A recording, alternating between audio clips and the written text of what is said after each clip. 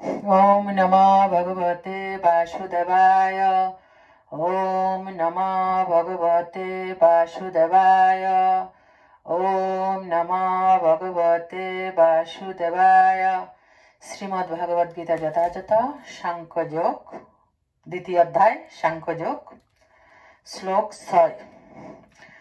न चैतद्विन्म कतरन्न गरीय যদ্বাজয়ম যদি বা ন জেয় জানে বাত্তা না জিবিষামাস তেহ অবস্থিতা প্রমুখে দত্তরাষ্ট্রাম ন না চ ও এতৎ এ বিদ্ম আমরা জানি খতরত যা ন আমাদের গরীয় শ্রেয় যত যা বা অথবা জয়ম জয় করে জয় করি যদি যদি বা অথবা ন আমাদের জয়েও জয় করা হয় যান যারা এব অবশ্যই হত্যা করে ন না জিজীবিষাম জীবন ধারণের ইচ্ছা করি তে তারা সকলে অবস্থিত প্রমুখে সম্মুখে ধৃতরাষ্ট্রের পুত্রগণ। অনুবাদ। তাদের জয় করা শ্রেয়, তাদের দ্বারা পরাজিত হওয়া শ্রেয়, তা আমি বুঝতে পারছি না। আমরা যদি ধৃতরাষ্ট্রের পুত্রদের হত্যা করি তাহলে আমাদের আর বেঁচে থাকতে ইচ্ছা করবে না। তবু এই রণাঙ্গনে তারা আমাদের সামনে উপস্থিত হয়েছে। তাৎপর্য, যুদ্ধ করাটা যদিও ক্ষত্রিয়ের ধর্ম, তবু অর্জুন স্থির করতে পারছিল না যে সেই অনর্থক হিংসাত্মক যুদ্ধে রত হবেন নাকি ভিক্ষাবৃত্তি গ্রহণ করে জীবন ধারণ করবেন। তিনি যদি তার শত্রুদের পরাজিত না করেন তাহলে ভিক্ষা করে জীবন ধারণ করা ছাড়া আর কোনো পথ থাকবে না। আর তাছাড়া যুদ্ধে যে কোনো পক্ষের জয় হবে তার কোনো নিশ্চয়তা ছিল না। যুদ্ধে পাণ্ডবদের জয় হলো কারণ তাদের দাবি ছিল ন্যায়সঙ্গত। ধৃতরাষ্ট্রের পুত্রদের অবর্তমানে জীবন ধারণ করা তাদের পক্ষে নিতান্ত দুর্বিষহ বলে অর্জুন মনে করেছিলেন। এদিক দিয়ে বিচার করলে সেটিও তাদের পক্ষে একরকম পরাজয়। অর্জুনের এই দূরদৃষ্টি সম্পন্ন বিবেচনা অবধারিতভাবে প্রমাণ করে যে তিনি কেবল মহৎ ভগবত ভক্তই ছিলেন না, তিনি গভীর তত্ত্বজ্ঞান সম্পন্ন পুরুষ ছিলেন এবং তিনি তার মন ও ইন্দ্রিয়গুলিকে সর্বতভাবে সংযত করেছিলেন। যদিও তিনি রাজকীয় পরিবারে জন্মগ্রহণ করেছিলেন, কিন্তু তা সত্ত্বেও তিনি ভিক্ষাবৃত্তি গ্রহণ করে জীবন ধারণ করতে মনস্থ করেছিলেন। এর মাধ্যমে আমরা দেখতে পাই যে অন্তরে তিনি ছিলেন সম্পূর্ণ অনাসক্ত। এই সমস্ত সৎ গুণাবলী এবং তার গুরুদেব শ্রীকৃষ্ণের মুখবদ্ধ বাক্যের প্রতি তার গভীর নিষ্ঠা, এই দুইয়ের সমন্বয়ের ফলে তিনি ছিলেন প্রকৃত ধার্মিক।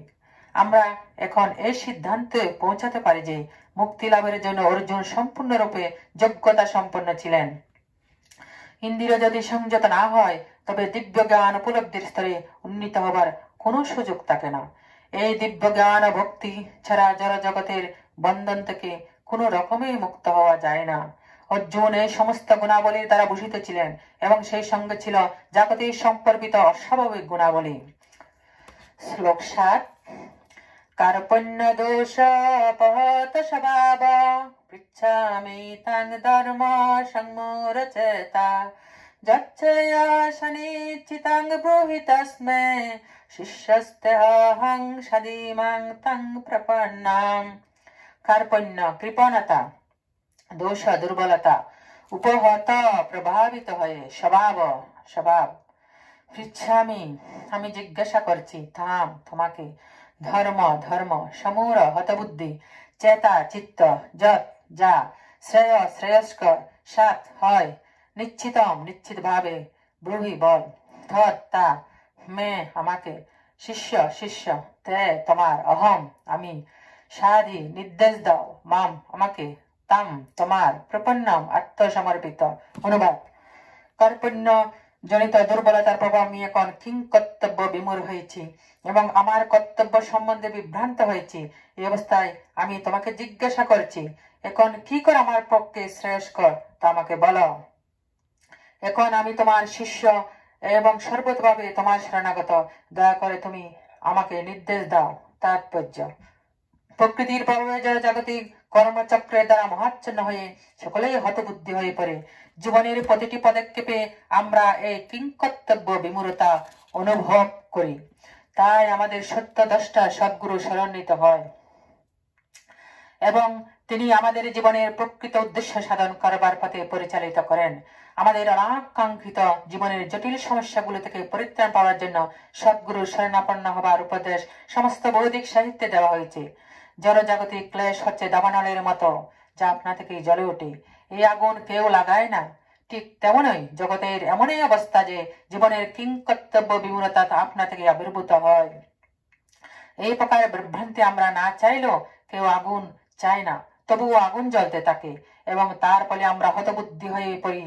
বৈদিক সাহিত্য তাই উপদেশ দিচ্ছে যে জীবনের কিংকর্তব্য বিমূঢ়তা সমাধানের জন্য এবং সেই সমাধানের বিজ্ঞান হৃদয়ঙ্গম করবার জন্য গুরু পরম্পরার ধারায় ভগবত তত্ত্ব জ্ঞান লাভ করেছেন যে সদ্গুরু, তার শরণাপন্ন হতে হবে।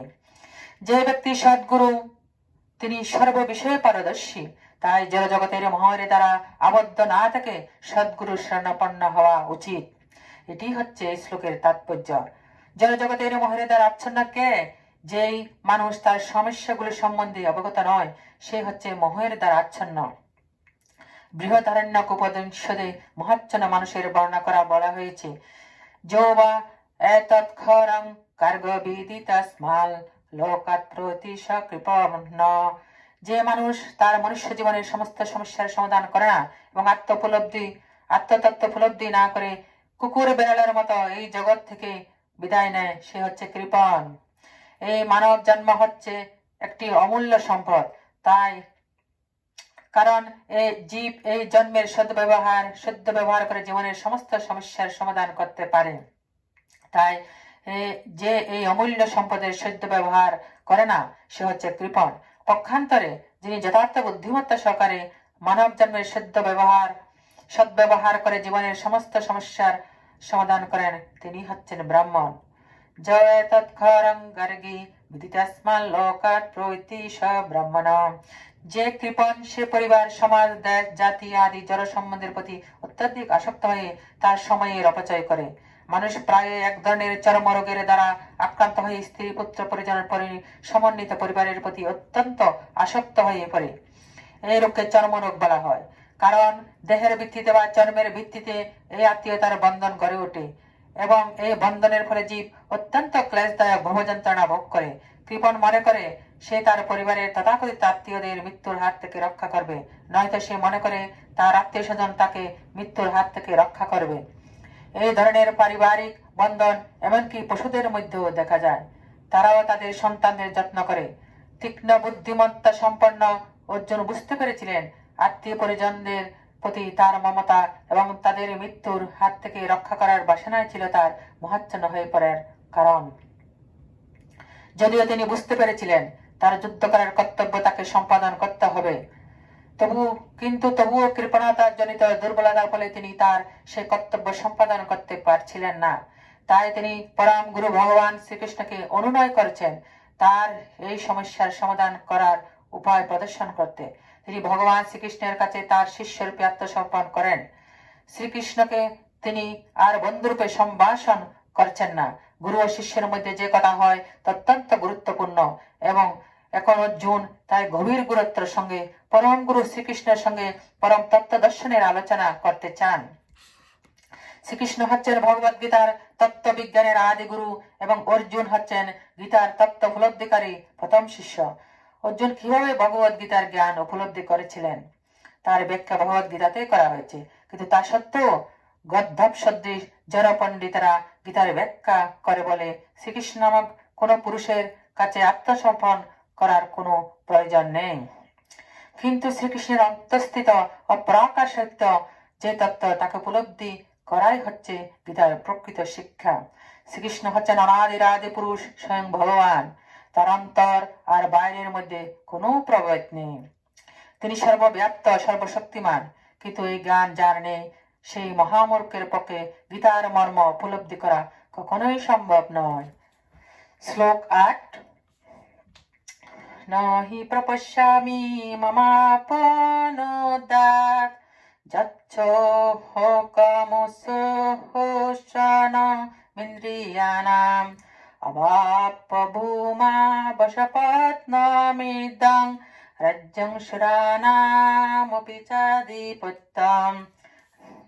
না, হি অবশ্যই প্রবেশামি, দেখছি, মম আমার অপনুদাত দূর করতে পারে, যা শোকম শোক, উচ্ছ্বসনম ছুকিয়ে দিচ্ছে, ইন্দ্রিয়ানাম ইন্দ্রিয়গুলোকে, অবাপ্য প্রাপ্ত হয়ে, ভূম এই পৃথিবীতে, অসপত্নম প্রতিদ্বন্দ্বিতাহীন, ঋদ্ধম সমৃদ্ধশালী, রাজ্যম রাজ্য, সুরানাম দেবতাদের, অপি এমনকি, চ ও আধিপত্যম আধিপত্য। অনুবাদ: আমার ইন্দ্রিয়গুলোকে শুকিয়ে দিচ্ছে যে শোক, তা দূর করবার কোনো উপায় আমি খুঁজে পাচ্ছি না। এমনকি স্বর্গের দেবতাদের মতো আধিপত্য নিয়ে সমৃদ্ধশালী প্রতিদ্বন্দ্বিতা বিহীন রাজ্য এই পৃথিবীতে লাভ করলেও আমার এই শোকের বিনাশ হবে না। তাৎপর্য: অর্জুন যদিও তার মতকে সুপ্রতিষ্ঠিত করবার প্রয়াসে ধর্মগত ও নীতিগত যুক্তির অবতারণা করেছিলেন, কিন্তু তবুও যেন তিনি তার গুরু শ্রীকৃষ্ণের সাহায্য ছাড়া তার প্রকৃত সমস্যার সমাধান করতে পারছিলেন না। তিনি বুঝতে পারছিলেন যে সমস্যা তার সমস্ত সত্তাকে দগ্ধ করেছিল, তার তথাকথিত জ্ঞানের সাহায্যে তিনি সেই সমস্যার সমাধান করতে পারবেন না। তাই তিনি ভগবান শ্রীকৃষ্ণকে গুরুরূপে বরণ করে তার শরণাপন্ন হলেন।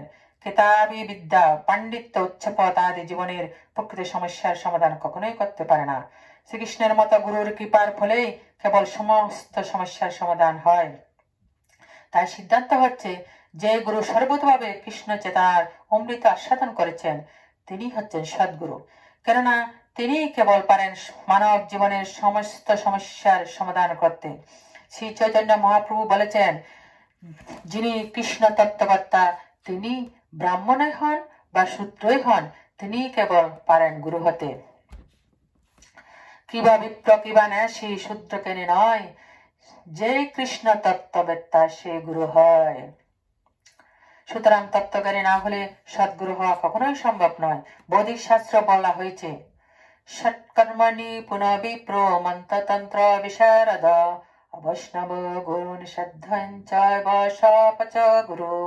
সমস্ত বৈদিক জ্ঞান সম্পন্ন ব্রাহ্মণ যদি বৈষ্ণব না হন, অথবা যদি তিনি কৃষ্ণ তত্ত্ববেত্তা না হন, তবে তিনি গুরু হবার যোগ্য নন। কিন্তু যদি নিষ্কুলোদ্ভূত চণ্ডাল কৃষ্ণ তত্ত্ব জ্ঞান সম্পন্ন বৈষ্ণব হন, তবে তিনি গুরু হতে পারেন। পদ্মপুরাণ। জন্ম মৃত্যু জরা ও ব্যাধি, এই চতুর্বিধ সমস্যা জড় অস্তিত্বকে সর্বদাই জর্জরিত করছে, এবং ধনসজ্জের সঞ্চয় অথবা অর্থনৈতিক উন্নতির মাধ্যমে কখনোই এই সমস্যার সমাধান করা সম্ভব নয়। পৃথিবীর অনেক দেশ সব রকমের জাগতিক সুখ স্বাচ্ছন্দ্যে পরিপূর্ণ।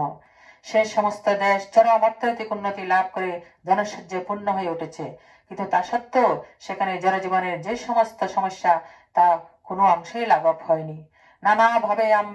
নানাভাবে তারা শান্তি পাবার চেষ্টা করছে, কিন্তু তাদের সেই সমস্ত প্রচেষ্টা সম্পূর্ণরূপে ব্যর্থ হচ্ছে। কারণ শান্তি লাভ করার একমাত্র উপায় হচ্ছে ভগবান শ্রীকৃষ্ণের উপদেশ গ্রহণ করা, অর্থাৎ ভগবদ গীতা ও শ্রীমদ ভাগবতের উপদেশ গ্রহণ করা, অথবা শ্রীকৃষ্ণের যথার্থ প্রতিনিধি সদ্গুরুর শরণ গ্রহণ করা। যদি অর্থনৈতিক উন্নতি এবং জাগতিক সুখ স্বাচ্ছন্দ্য মানুষকে পারিবারিক, সামাজিক, জাতীয় অথবা আন্তর্জাতিক প্রমত্ততা জনিত শোক থেকে উদ্ধার করতে পারত, তবে অর্জুন বলতেন না যে প্রতিদ্বন্দ্বিতাবিহীন পৃথিবীর সাম্রাজ্য অথবা স্বর্গলোকের আধিপত্য লাভ করলেও তিনি শোক মুক্ত হতে পারবেন না।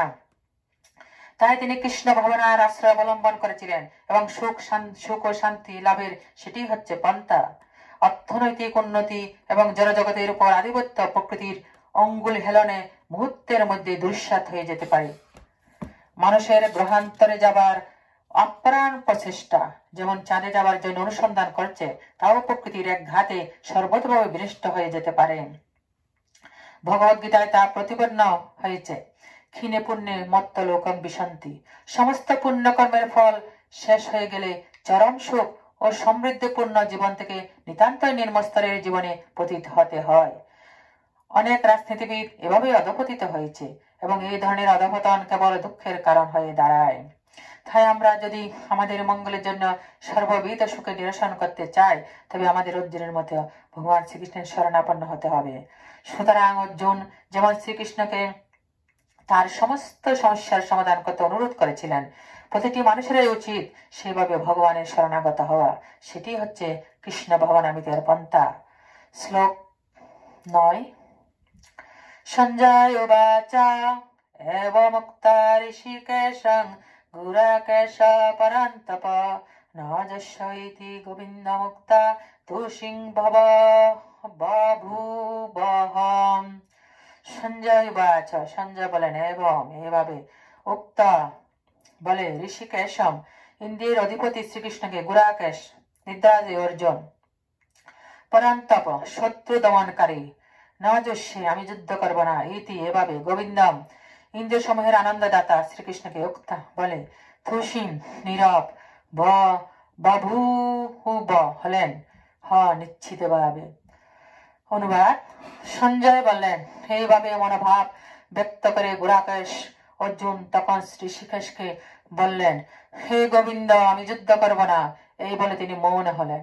তাৎপর্য, ধৃতরাষ্ট্র যখন শুনলেন অর্জুন যুদ্ধ না করে ভিক্ষাবৃত্তি গ্রহণ করে জীবন ধারণ করবেন, তখন তিনি মনে মনে খুবই আনন্দিত হয়েছিলেন। কিন্তু তাকে নিরাশ করার মানুষে সঞ্জয় তাকে জানিয়ে দিলেন অর্জুন হচ্ছেন পরন্তপ, অর্থাৎ শত্রুর বিনাশকারী। যদি অর্জুন পারিবারিক বন্ধনে এর মোহর বশবর্তী হয়ে সাময়িকভাবে মোহাচ্ছন্ন হয়ে পড়েছিলেন, কিন্তু তার পরেই তিনি পরম গুরু ভগবান শ্রীকৃষ্ণের চরণে আত্মনিবেদন করে তার শিষ্যত্ব বরণ করেছিলেন। এর থেকে বোঝা যায় অর্জুন শীঘ্রই পারিবারিক বন্ধনের মোহ থেকে মুক্ত হয়ে আত্মজ্ঞান বা কৃষ্ণ ভাবনামৃত লাভ করবেন এবং ভগবানের নির্দেশে সেই যুদ্ধে রত হয়ে নির্মম ভাবে শত্রু সংহার করবেন। এইভাবে ক্ষণস্থায়ী যে আশার আনন্দে ধৃতরাষ্ট্রের বুক ভরে উঠেছিল, তা চিরেই অন্তহিত হল। শ্লোক 10। তমুবাচ ঋষিকেশ প্রহসন্নিব ভারত সেনায়োরুভয় মধ্যে বিষীদন্তমিদং বচা। তম তাকে, উবাচ বললেন ঋষিকেশ, ইন্দ্রিয় সমূহের অধিপতি শ্রীকৃষ্ণ, প্রহসন হেসে, ইব এভাবে, ভারত হে ভরত বংশ ধৃতরাষ্ট্র, সেনায়ু সৈন্যদের উভয় পক্ষের মধ্যে মাঝখানে, বিষীদন্তম বিষাদগ্রস্ত, ইদম এ বচ বাক্য। অনুবাদ, হে ভরত বংশীয় ধৃতরাষ্ট্র, সেই সময় স্মিত হেসে শ্রীকৃষ্ণ উভয় পক্ষের সৈন্যদের মাঝখানে বিষাদগ্রস্ত অর্জুনকে এই কথা বললেন। তাৎপর্য, দুই অন্তরঙ্গ বন্ধু ঋষিকেশ ও গুরাকেশের মধ্যে কথোপকথন হচ্ছিল। বন্ধু হিসাবে তারা দুজনেই ছিলেন সমপর্যায়ভুক্ত, কিন্তু তাদের মধ্যে একজন স্বেচ্ছাকৃতভাবে অপরের শিষ্যত্ব বরণ করলেন। শ্রীকৃষ্ণ সেই সময় হাসছিলেন, কারণ তার বন্ধু তার শিষ্য হতে মনস্থ করেছিলেন। তিনি পরমেশ্বর, তাই প্রভুরূপে তিনি সকলের নিয়ন্তা। কিন্তু তা সত্ত্বেও তিনি তার ভক্তের বাসনা অনুযায়ী তার বন্ধু, পুত্র ও প্রেমিক হতে সম্মত হন।